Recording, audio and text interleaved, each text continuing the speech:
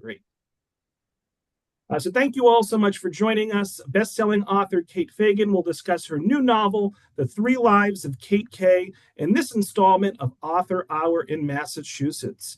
So Kate Fagan is an Emmy Award-winning journalist and the #1 New York Times best-selling author of What Made Maddy Run, which was a semi-finalist for the PEN ESPN Award for literary sports writing.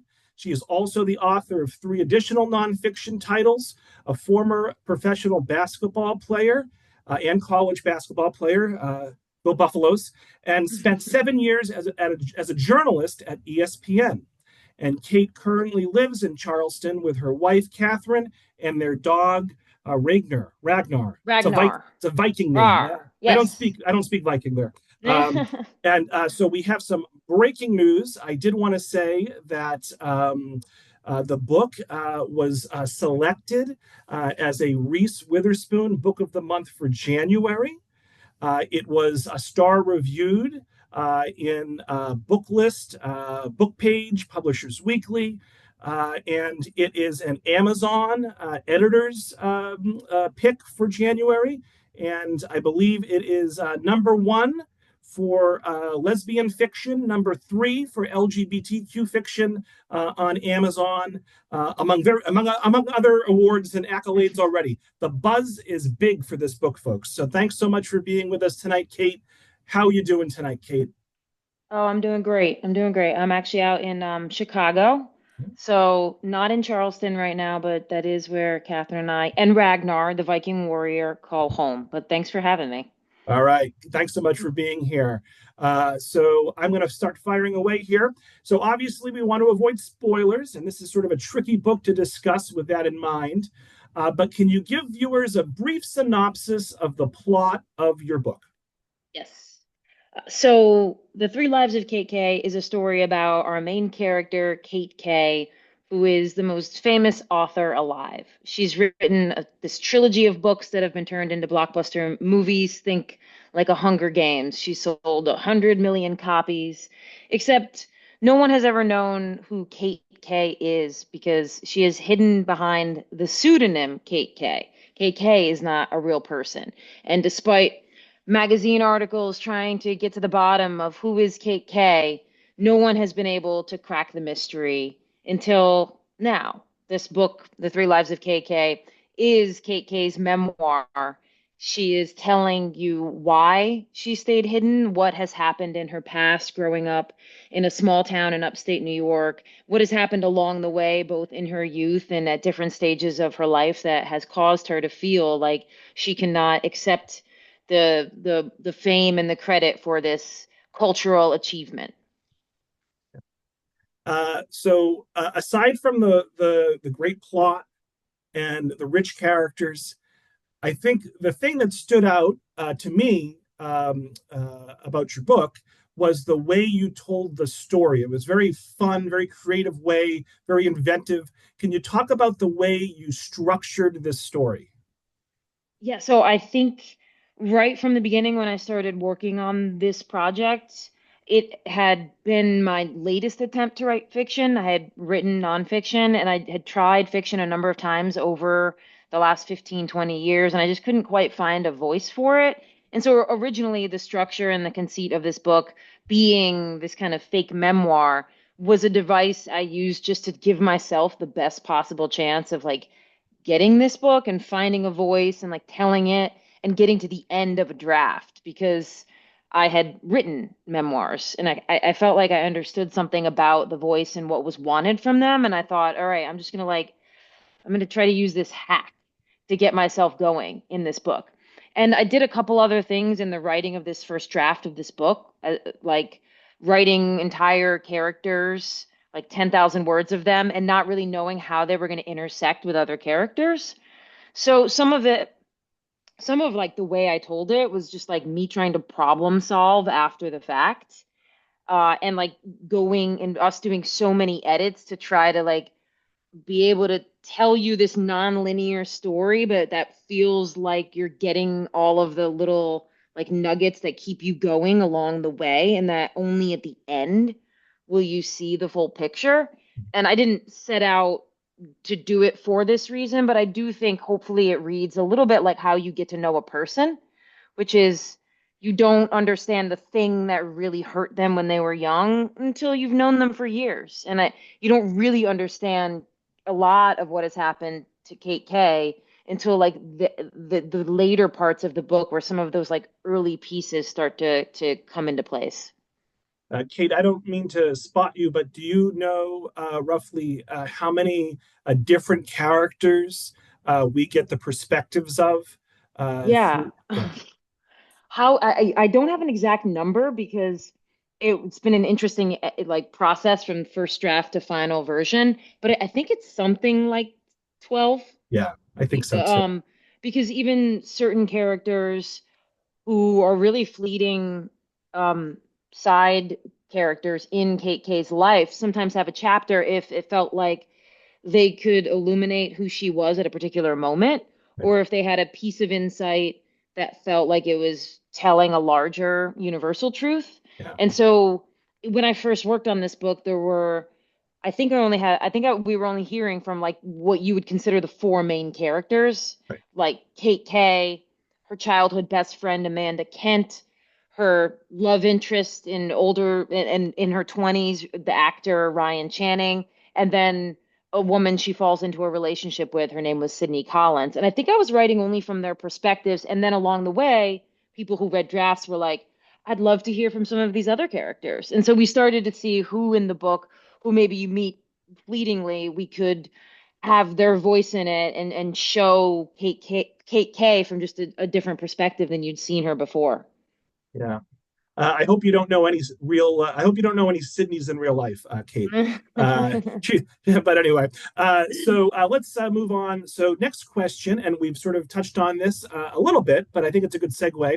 So as I mentioned in the intro, you're an award-winning journalist, author of four works of nonfiction, including the #1 New York Times bestseller, "What Made Maddy Run." So what inspired you to write a novel at this point in your writing career? Yeah.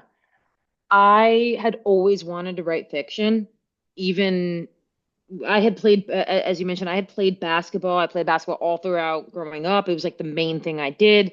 I played in college at the University of Colorado. I played a year in Ireland and a year here in the States. And during that whole time, I had just a casual idea that I wanted to be a writer, but I really was invested in nothing other than basketball then. Like nothing was really getting a lot of my attention outside of that. And so when I finished playing basketball, like my dream was to write a novel, but I had to pay rent.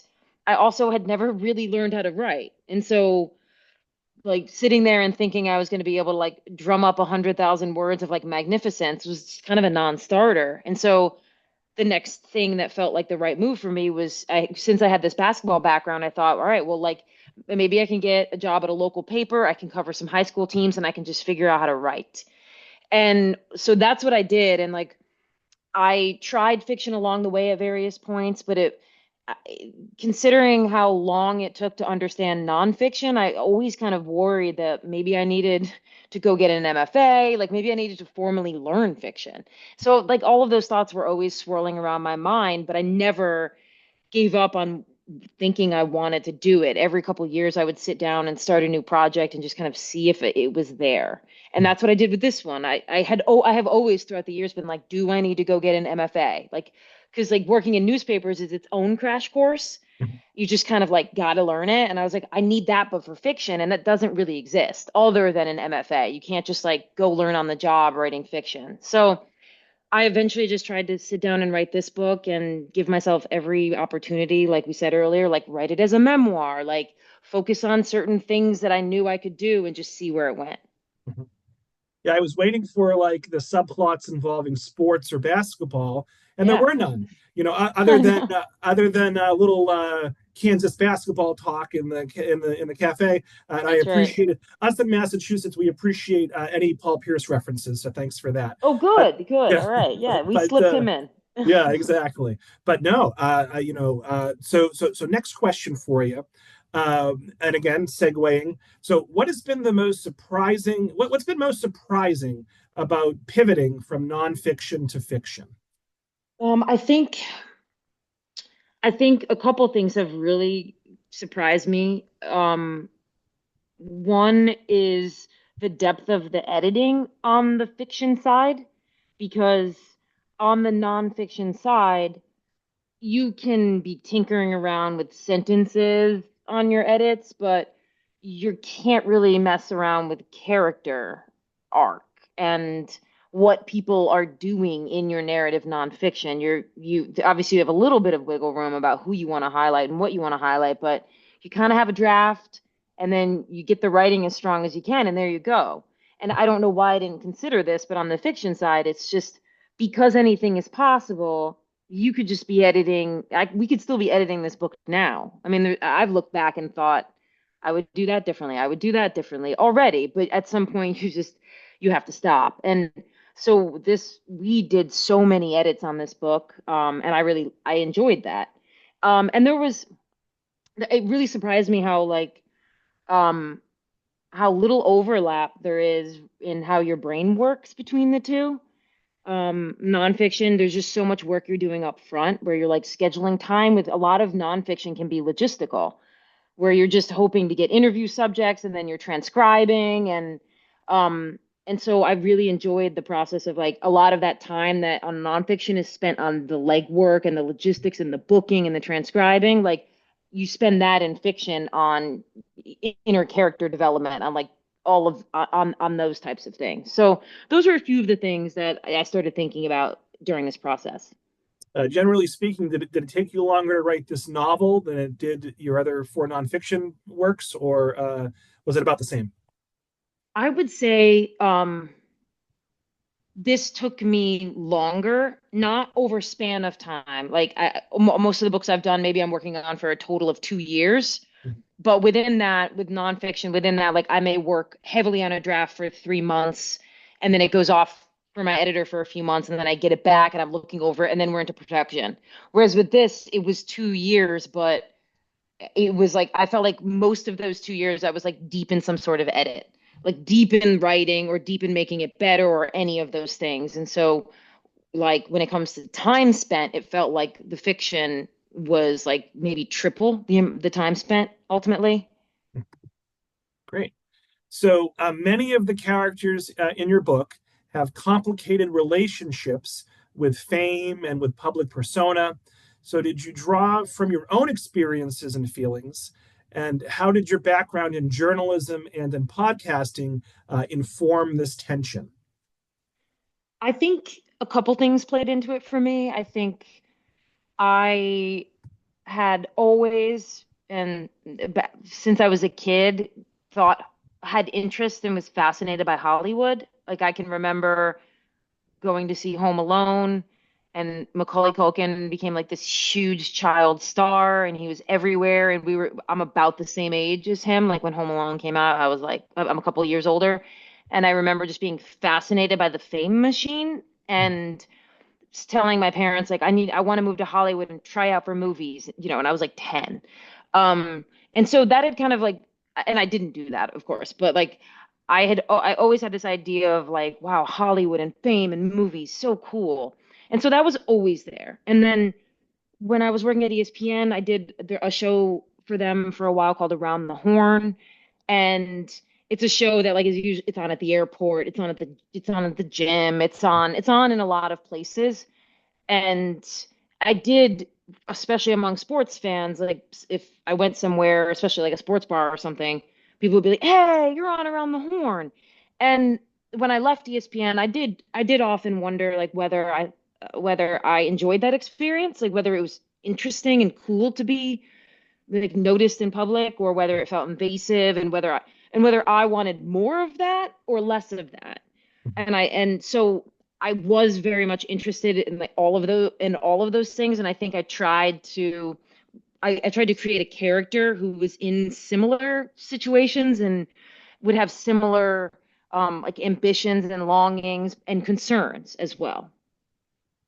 And as an aside, and maybe you don't want to go back, but I know that Around the Horn is ending I believe, Yes. in a few months, and Sad. hopefully they have a reunion of sorts. And hopefully you, if you want to go back, hopefully you can go back and Yeah. be on an episode or two.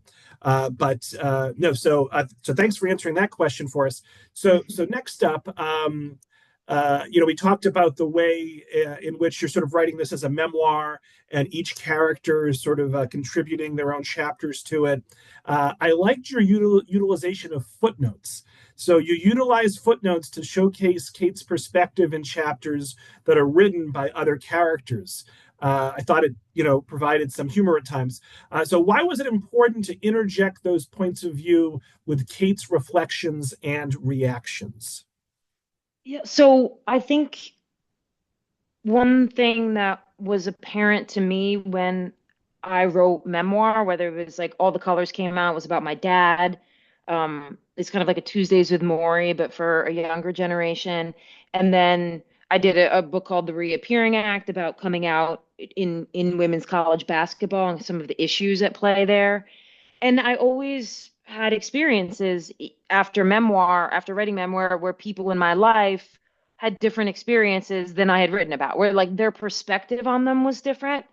And so I thought for this book, if I just kept it from Cate Kay's perspective and she didn't ask other people in her life to contribute chapters, like she asks ex-lovers, her literary agent, people who have just crossed paths with her. She asked them to write chapters as well. And I did that because I felt like a memoir gives you one specific angle on a person, but you don't necessarily know how that person is viewed within their own life. And that is to say that I think having somebody else offer a perspective of our main character, like lets you see her from a different angle, lets you see how other people interact with her, how other people view her. And this kind of ties back to the footnotes, because once I introduced that idea, as I was writing other characters' perspectives on my main character, another character would say something, and like a thought I had was like, "Oh, KK doesn't agree with that." And just almost for myself at first, I wanted to like highlight that. Like if our character had said, "Well, I met Cate Kay at the canteen on college campus," like that's a not important detail, but it kind of illustrates how in our main character had thought we didn't meet at the canteen. We actually met at the baseball field. That like these are discrepancies in memory that aren't lies. They're just like the fundamental ways we view things differently. And I felt like if I let other people have voices in this book, that you as the reader would still want to know what the real truth was. And so the footnotes allowed our main character to like let somebody else have the stage and tell their story, but like still let you know if they thought a detail was wrong Yeah. or the way something was being told wasn't quite right. So it was like I wanted KK to share her story, but I wanted her to ultimately have like the purest, like the final ownership of what the story was. So, why would the ex-lover contribute chapters to this memoir? Yeah. Well, I mean, like, so the reason, like, the internal reason Yeah. for that was like Kate Kay's ex-lover also runs her literary empire, right? She's a lawyer, she runs it. And there were certain scenes in it where I tried to show how she's a master manipulator and she's a control freak.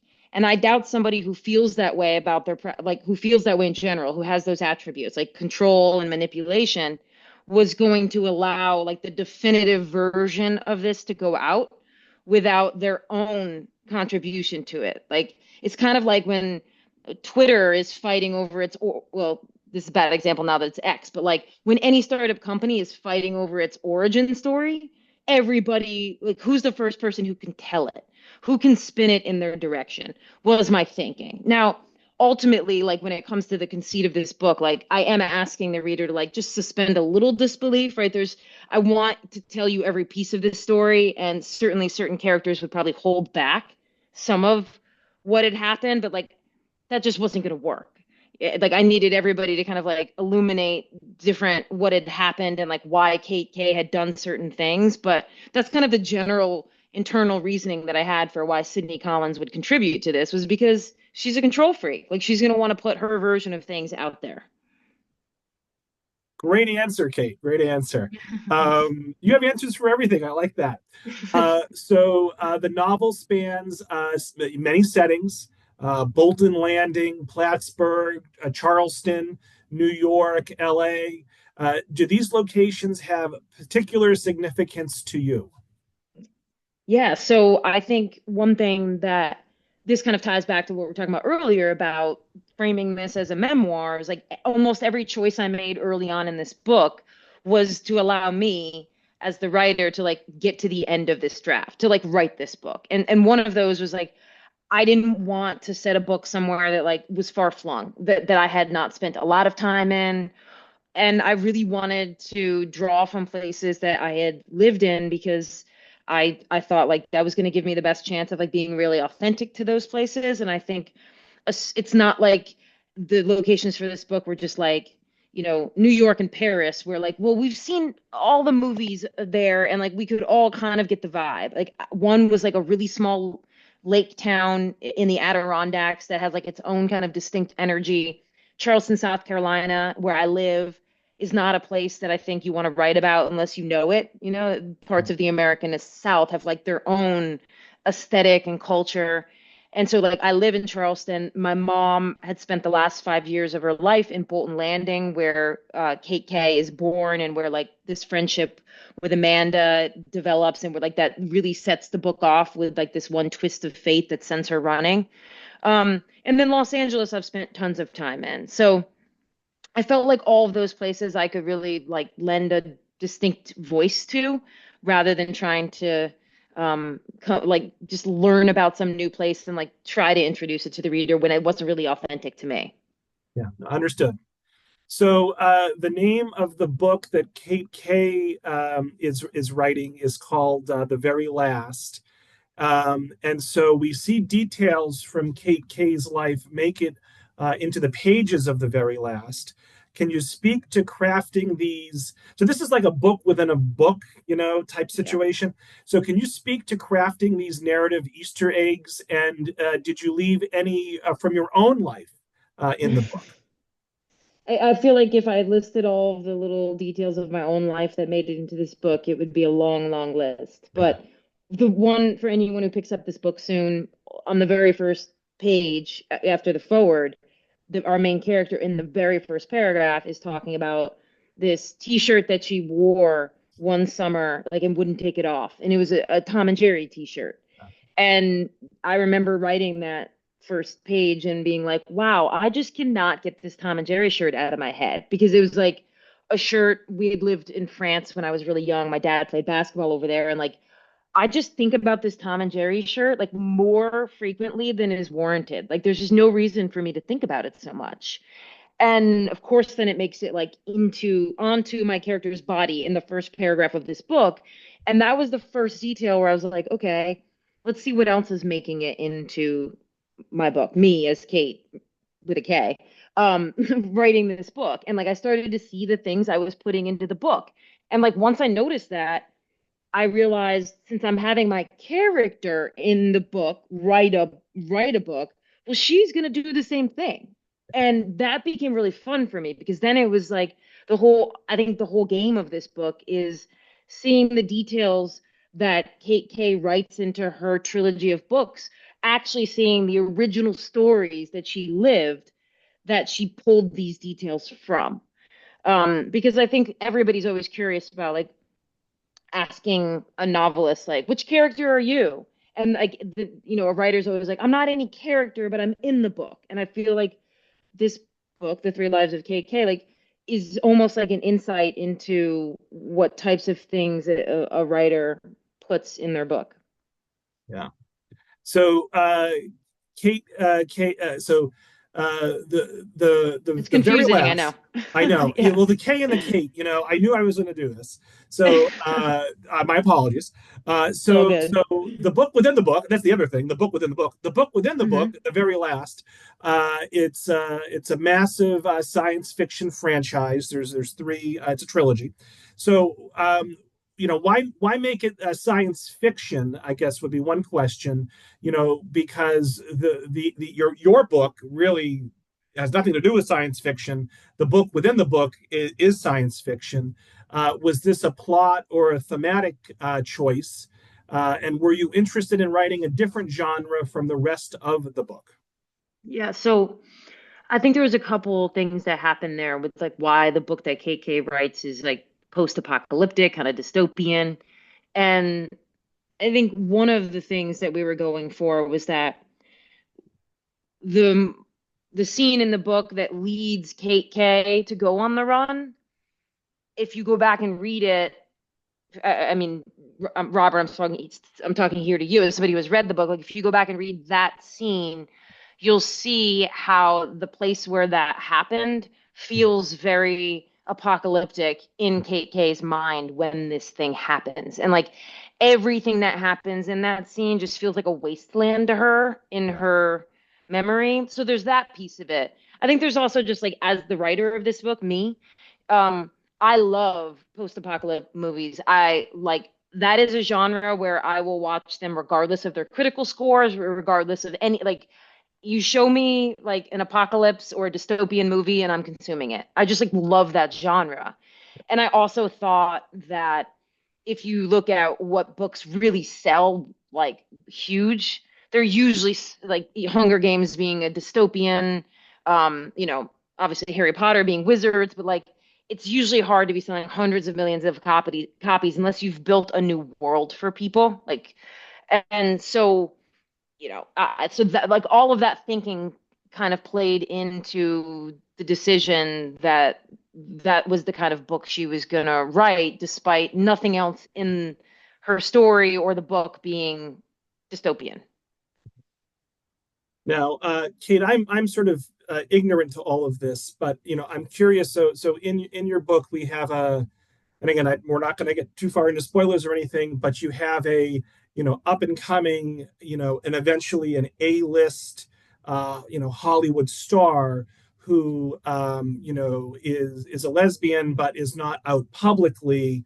And so I'm sort of ignorant to all this, but does this exist in real life? Are there documented cases of Hollywood A-list celebrities who are closeted, and later are and sort of are forced by the movie industry to kind of stay in the closet for the sakes of their careers and for the box office success of their films? Is this a real thing that happens? Oh yeah, yeah. I mean, still to this day, certainly, but I mean, in the time frame that this book is set, because I mean that's a very key piece that we were talking about earlier. Like I was very constrained by the timeline of this book because I wanted to set it in the 90s when these two friends grow up because I grew up in the 90s and like there's a huge elements of nostalgia in this book that I think anybody who's in the 40 to 50-year-old range will like recognize some of the cultural pieces at play. And so I'm constrained by the wanting them to grow up in the 90s and also not letting them get old enough that like Instagram is huge because once Instagram becomes huge, then Cate Kay being unknown is just like impossible to believe. And another piece there is that like when Ryan Channing, our A-list actor, in the book is closeted. I mean, you're talking about 2006. Like, I think we can all remember Twilight. Like, I don't think anybody knew Kristen Stewart was gay when Twilight was happening, except Kristen Stewart. I mean, like, now Elliot Page was acting in movies, and no one had any idea that they were, that he was trans. Right. I mean, I can give you dozens of examples. I think it's probably less frequent now, but when we're thinking about those late aughts, Yeah. Yeah. Yeah. So, Kate, what would could you give us a couple of books, some sort of read-alikes, like if it seems like people are comparing your book in a sense to The Seven Husbands of Evelyn Hugo, First Lie Wins. Are there any books out there that you would compare, you see similarities in with your own book? I mean, I think that it's, I mean, definitely, I think Daisy Jones and the Six, if people have read that, that's a good comparison in the way that the story is told. I think when Daisy Jones and the Six came out, that kind of fictional oral history style was different, and you were getting a story in this new way. And I think there's elements of that with the Three Lives of Cate Kay, that you're getting a lot of voices telling you like a cultural, not phenomenon, but Daisy Jones, I guess Daisy Jones and the Six was a musical phenomenon. And in this case, you're kind of getting the literary version of that told in a different way. I mean, I think the Seven Husbands of Evelyn Hugo is like, we're trying to let people know who, especially like the queer community who love that book, that like, hey, we've got another book that like if you voraciously consume this, like it's hitting similar notes.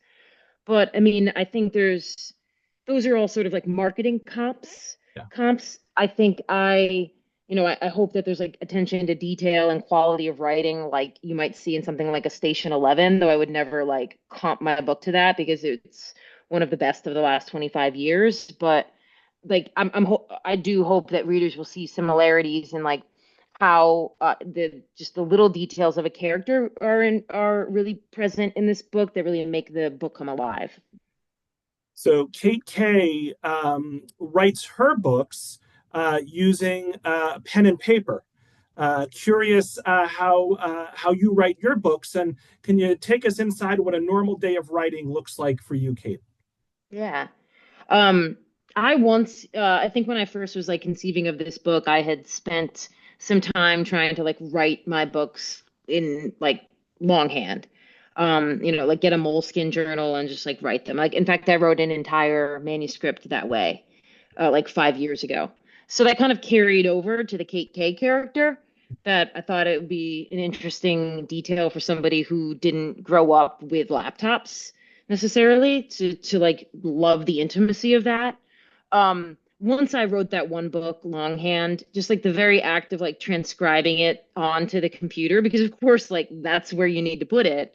It just was so cumbersome and it just felt like an unnecessary step. And not to mention like I don't think I could ever write longhand anymore because like I don't do crazy editing as I write, but like I certainly will like write a sentence a few times before I think it's like good enough to even leave on the page. So that becomes harder too. So um I'm a pretty early riser, so I tend to write really, really early in the morning because if it's still dark out, then it doesn't feel like anything else is pressing on me. Like, you're not like, oh, I gotta run to the post office. Oh my God, I gotta go to the grocery store. Like those thoughts just seem to like not exist at that hour.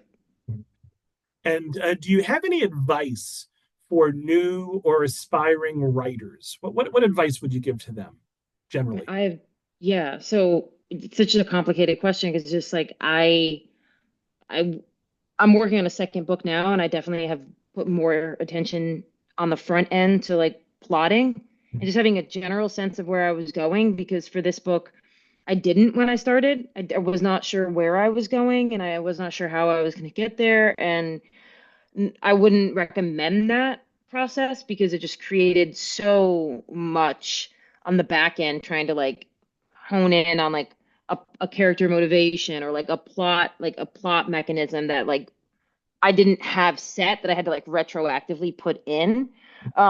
So that's all to say things I wouldn't do.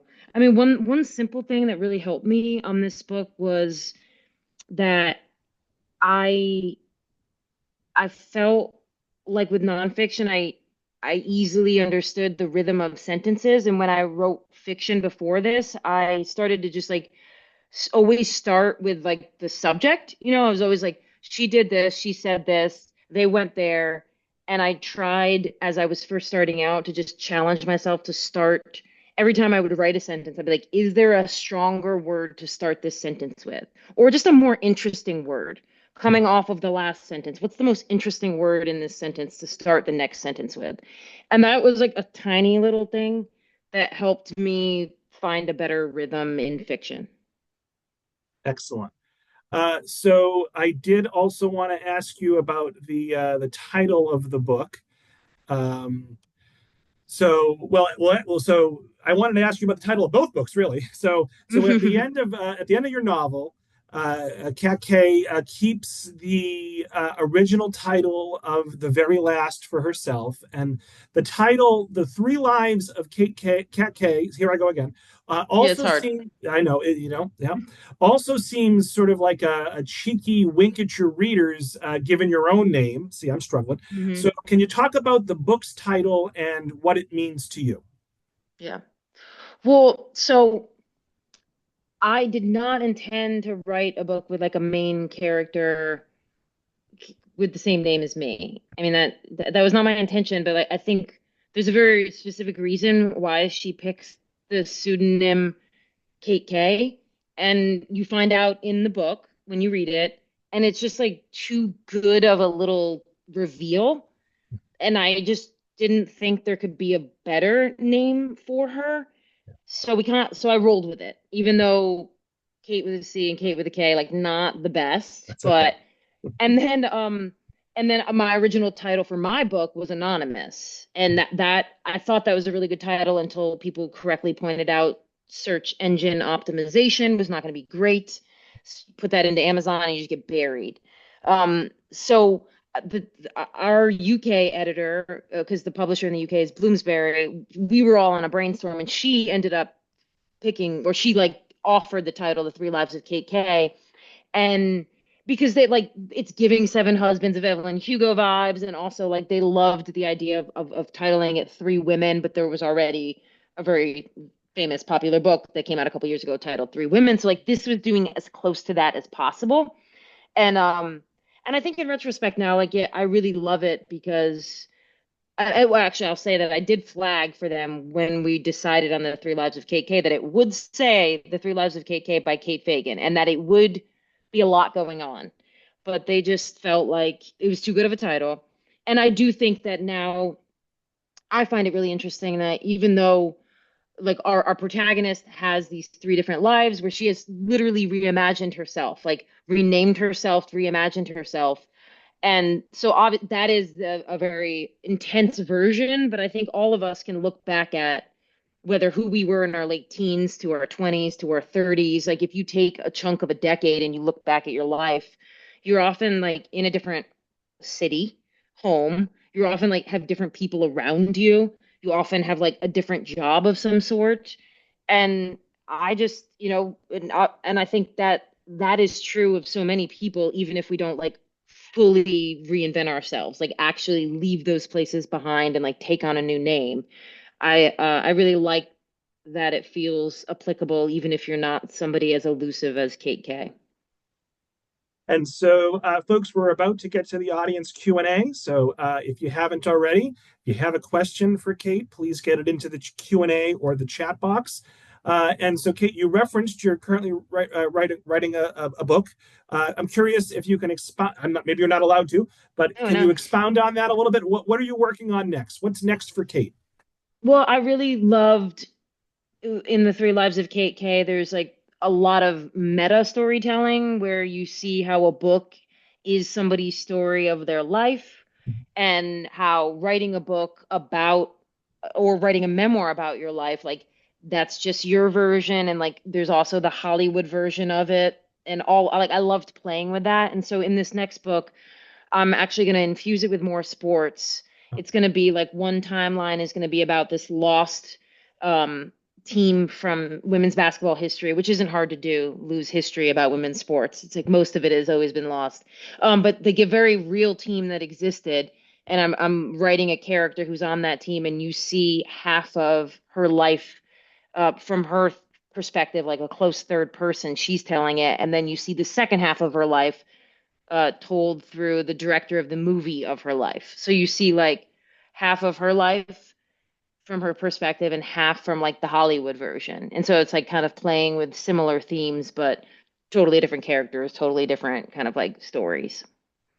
And I'm sure that you did draw on your own lived experiences for this book. Did you do any additional research for this book, like speak with Hollywood agents and book publishers and movie folks in the movie industry, to sort of see the dark side of all that?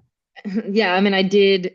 I had like my literary agent read the literary agent chapter. I had friends who I know who have like written screenplays and stuff in Hollywood and who have sat in on those meetings, like let me know if I was eviscerating Hollywood or if it was about right. And then I think the biggest one was that we have a really close friend who was injured rock climbing. Similar, anyway, Yeah. no spoilers, but Yes. like Yeah. and they read the book to just like make sure it was like doing the right thing in that space. And so there's no rock climbing in this book for just for the audience, but like just to understand that one specific character's internal perspective. So, but no, I mean, it was one of the reasons I wanted to write fiction. I think in fiction, you can go deep into your research. But for this first one, I was coming from having to endlessly research everything Mhm. for nonfiction that I Mhm. really wanted to write something that felt like I was picking things that like I had a lot of internal knowledge about because I wanted the experience of like being alone and like locking myself in my room and not feeling like I had to do more journalism for this book. I really wanted kind of that writing experience. Mhm. All right, so now we're going to transition to audience questions. So Michael would like to know which authors or books do you think have influenced your fiction writing the most? Well, I would say number one would probably be Anne Patchett. Yep. I think I just I think it's if you read any Ann Patchett or all of Ann Patchett, I don't know that she's ever written a sentence that confused anybody. She's just so crisp and clean and still beautiful, but just like has a firm grasp on like how to relay ideas into people's minds. So she's definitely the number one. I mean, my thought process throughout like so much of this editing as I read every sentence was like my goal is like if you read this book, I'm sure it happens occasionally, but like, you shouldn't read a sentence and think you need to read it again. You might like, hopefully, you might want to read one again, but like, you shouldn't finish a paragraph and being like, wait, what? Like, what's that mean? Like, I didn't want to get overly flowery with anything. I just wanted to be like really, really clinical and precise while and hoping that that translated to beauty because I think that that's what Ann Patchett does so well. So there's a lot of other books that have like, I love Emily St. John Mandel. I loved Pillars of the Earth growing up. I mean, I have my touchstone books, but Ann Patchett is kind of the through line of the writer that I admire the most. Yeah, the only time a few times during your book, I had to reread things twice because I couldn't believe the twist, you know. So, but Okay, there are a that's few acceptable. there were a few twists that caught me. I'm like, whoa! But yeah, no, I can see that. Okay, and then we have an anonymous attendee who asks, "What do you think draws you to dystopian genres, apocalyptic That's dramas?" great. I mean, that's a great question. This is something my mom and I used to talk about all the time. I don't know if any, like, I don't think everybody relates to this, but like, this is true for me that like there's something exciting to me about the idea of the end of the world. Like, I also I love a good storm, and I know, I mean, I live in the South, so like we get hurricane warnings and like I have like this, like, I get like a tingly, like, whoa, I'm living through something that I think is very distinct to that genre that is like hitting a little bit of like like a that where fear and excitement mix um in a way that no like horror doesn't do for me. So maybe some people out there relate to that. I don't, obviously not everybody does. Like that's why I love dystopian post-apocalyptic is it's like this distinct energy. So we'll take a few more questions. So the Three Lives of Cate Kay is a novel full of messy and imperfect characters, lots of mess. Did you have a favorite character in writing the book? That might be a difficult question to ask you, but Yeah. do you have a favorite?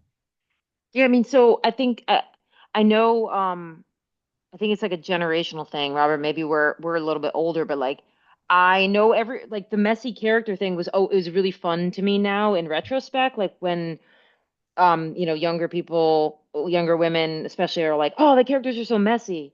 And I did not write them like I did not intentionally think they were messy. Mhm. I thought they were really ambitious humans who were like wanted things that they wanted and didn't know why they wanted them, and was like they were chasing the wrong things and making bad decisions because I think when you are fueled by the need for like success and ambition, like I'm not sure that's always a great thing. And so like that's how I think of the characters in general. Less messy and more like if you're inside, if you're literally inside, if you, I'm not literally, but if you are privy to people's inner thoughts as you are in this book, they're not great. It just, at least that's, that's my personal perspective is like the inside of somebody's head is probably not always the kindest, nicest place. Um, and so that was like a driving piece of like how I wrote the characters, not necessarily like as messy characters. And then what was the second part of that? Because I know there was a second part, but I've forgotten it. Well, I have the feeling it's going to be Cate Kay, but did you have a Oh favorite yeah, character favorite that you character. wrote? It actually wasn't Kate Kay. I mean, my favorite character was Ryan Channing. She's our movie star, and that was because I when I originally wrote Ryan Channing, I did not have my wife in mind at all. But as we were editing her, there my agent and other people were like, we want to be able to distinguish the voices a little bit better because it's hard as me as a single author that like to try to make 12 different characters all sound distinct. And so we wanted to make sure Ryan sounded really distinct. And I kind of stole a lot of my wife's idiosyncrasies. And so Mhm. now when I think of that character, I kind of think of her. Yeah, I think I like Ryan too. Yeah, So, yeah. Kate, pretty sure I'm going to make a prediction here. I don't know if you already have something lined up or not, but I could totally see this being made into a movie or even like a limited TV series type deal. Who would play Cate Kay? Well, do you want to know kind of like my lineup that I had in my head? Oh, let's hear it. And a lot of these, yeah, like a lot of these characters or actors can't do this for because of what I'm about to say. But like when I first started writing this book, Cate Kay, I had a photo of Helen Hunt from like Twister, Yeah, from like early Helen Hunt. yeah. Um, Ryan Channing, I always forget this actor's name. If you ever saw Drops of God on Apple TV, she's a French actress. She's the lead in Drops of God. That's what I was thinking of when I was writing Ryan. Sydney Collins, I was thinking of like a really like a young Jane Lynch. Uh-huh. When I was thinking of her. And then Amanda Kent, I don't know if anybody has seen Bad Sisters, but I was thinking of Eve Hewson, Uh-huh. who is Bono's daughter, although she prefers to not be defined by her relationship to her father. Sure. Um, but so those were some of the people I had in mind, not because I thought it was gonna be a movie, but because it just helped me to have little like images in my character development. Yeah. Kate, so I think like 10 of the 12 characters that you wrote, and I could be getting this totally wrong, but I think they were mostly like female. And I think there's like the gay Variety Fair reporter, and then there's the sort of random guy at the end, which I really loved. So I won't say too much more than that. But Yeah.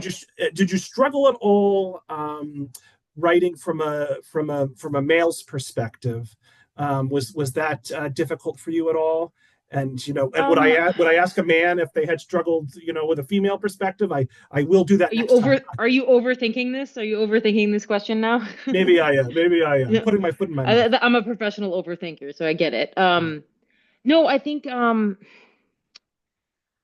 don't think I did. I mean, I don't know. I mean, I guess it'd be readers would have to let me know if they felt like the female characters were like made more sense to them or were more developed. I mean, as somebody who grew up playing only pickup basketball with men for like 10 years, I like to think I have like a firm grasp, at least on like certain male psyches. Um, but but I also like there weren't as many male characters in this because I just like I felt like setting it in Hollywood, it was going to be hard to have like too many male characters and then like them not have strange power dynamics at play.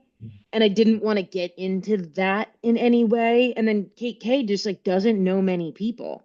So, there was a couple and just like I find it more, I guess I like to spend time, like if you're the writer, like you're spending time with these people, and like I guess I found it more interesting in this book to like inhabit these minds and like figure out what they would be thinking, like a young woman in Hollywood in the early aughts, and like somebody my age, like a woman my age, like that has like so much ambition growing. So like those felt more interesting to me. Mhm. And so, final question will go to an anonymous attendee. We kind of already touched on this. Now that you have this novel completed, have you thought about what a next novel topic you would be interested in writing? So, Well, maybe yeah, beyond yeah. what you're writing now, what else are we thinking about writing in the future? I mean, I think it's hard for me to know. Like, I think it would might maybe other authors' brains work differently, but like, I don't know how to know what the next idea will be while I'm writing this idea. I mean, not the Cate Kay, but like the book I kind of outlined like 10 minutes ago. I just like have no space in my brain to know what would come after that. I mean, I do think that I feel very strongly that I want to write fiction for this next chapter, whatever it is, let's say a decade, because that seems to be the theme kind of like of like chunks of time. But like, I just really enjoyed the process of this book and the editing and all of it that I don't think I'm going to go back to nonfiction anytime soon right now because I just really love exploring what kinds of stories you can tell and impact you can make telling a fictional story that I could never have made trying to get somebody to care about something like at ESPN about, right, some like story buried in women's sports history. I almost feel like writing it in fiction gives it like a bigger spotlight. Mhm. And I like that idea. Yeah, totally. So, Kate, was there anything that I didn't ask you that I should have asked you, or any other information you want to get out there before we wrap things up? No, I mean, I think it's something you talked about before, which I think is interesting to touch on now, which is like, for anyone on this or listening who is going to read the book, we did work pretty hard on like the timeline and like the technology that existed. And, I think one key thing to remember is like, although it would seem looking like now, if something like this happened that happens in the book, you would just have so much information at your fingertips. Like you would just look it up and you would find out everything you knew just to kind of remember some of the timeline of this that like it's 2000 it's 25 years ago. Like the idea that you could just know everything instantaneously was not something that was part of the culture yet. And that's almost like a as somebody who is like, you asked the question or like, well, why not this, why not about that? And those all seem like really fair questions that we tried to address. Yeah. And so I'm always like, since I have an audience here, I'm always like, just give the book a chance, like it's a slow burn. But like it all comes together and hopefully is satisfying. Yeah, no, I mean, slow burn. Within the first few chapters, I You were was in? enthralled and locked in. So All right. All right, yeah, good. you got me hooked. I love Good. between Amanda and Al. I right at the very beginning. I like their Okay. friendship and their dynamic. So you had me hooked from hello. Okay. So, folks, let's give Kate a big virtual round of applause for a great conversation. Kate, I'm usually the behind the scenes guy, so You I'm did a a great rookie at job. this. Thanks for carrying me to a half decent performance on my end, and you were wonderful. So, thank you so much. Oh, Folks, please go out and buy a copy of Kate's book. And if you don't, borrow it from your local library. that's All right. right. You reference libraries a couple times in your book. They're passing references, but we appreciate that. And you referenced book clubs. I think this is a perfect book club book, by the Yes. way. Yes, absolutely. And so, congratulations on the early success, all the great buzz around this book, all the recognition it's already received. And I think it's the beginning of something really special. So, Oh, we'll be thank you. keeping our eyes on the New York Times bestsellers list. So, All thank right. yeah. So thank you all so much. Look for an email for those watching live. Look for an email tomorrow with the recording, and please take the 60-second feedback survey when you exit the Zoom. So thank you all so much, and I hope everyone enjoys the rest of their night. Thanks again, Kate. Bye.